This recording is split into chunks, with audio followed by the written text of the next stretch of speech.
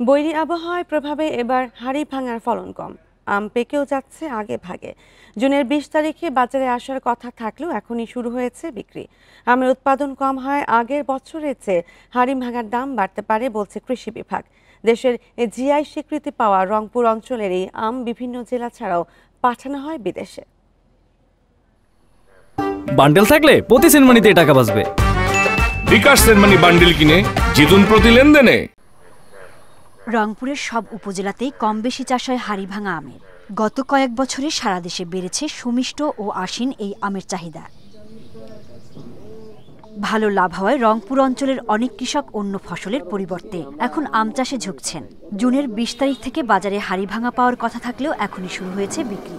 কৃষকরা বলছেন, গ্রীষ্মের শুরুতে পর্যাপ্ত বৃষ্টি না হয় এবং প্রখর রোদের কারণে আমের গুটি আশানুরূপ বড় হয়নি। এতে ফলন কমার পাশাপাশি জুনের শুরুতেই পাকা শুরু হয়েছে আম। আগের থেকে কম হলেও তুলনামূলকভাবে হাড়িভাঙা আম আছে আমাদের এদিকে।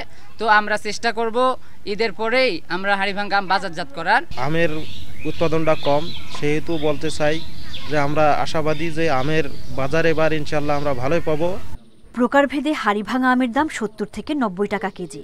চাহিদার কারণে কুরিয়ারের মাধ্যমে বিদেশে পাঠানো হয় দেশের জিআই পণ্য হাড়িভাঙা। মূল আসার সময় আমাদের মুকুল অনেক ছিল, কিন্তু সে পরিমাণে আমাদের আম আসেনি। মূল্যমান আশা করতেছি বাজার রেট, এখনো তো হাড়িভাঙা আমের বাজার রেট শুরু হয়নি। বাজার শুরু হলে আশা করা যায় মোটামুটি আর কি।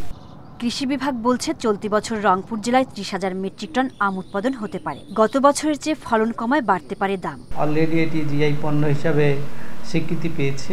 আমরাও গর্বিত রংপুরবাসী। যদিও বছর কিছুটা অনাবৃষ্টি ছিল এবং পরবর্তীতে একটি ঝড় হয়, তো সেখানে কিছু ছোট আম পড়ে গিয়েছে। তো তারপরে আমরা আশা করি যে আমরা যে লক্ষ্যমাত্রায় নির্ধারণ করেছি প্রায় 30,000 মেট্রিক টন আম, সেটি আমরা অর্জন করতে পারবো। এবছর রংপুরে 1915 হেক্টর জমিতে হাড়িভাঙা আমের চাষ হয়েছে। এর মধ্যে বেশি চাষ হয় মিঠাপুকুর ও বদরগঞ্জ উপজেলায়। সোহেলি জাহান, ইন্ডিপেন্ডেন্ট নিউজ।